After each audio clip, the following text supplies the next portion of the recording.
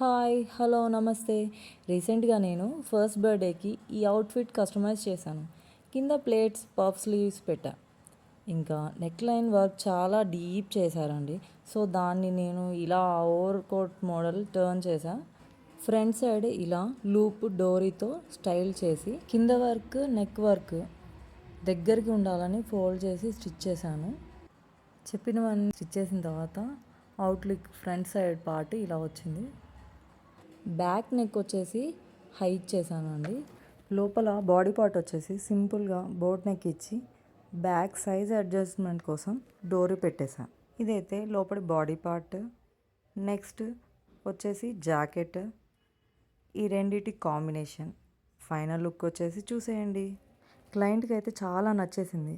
Client review చూసాక చాలా హ్యాపీగా అనిపించింది. Thank you. Like and subscribe my channel.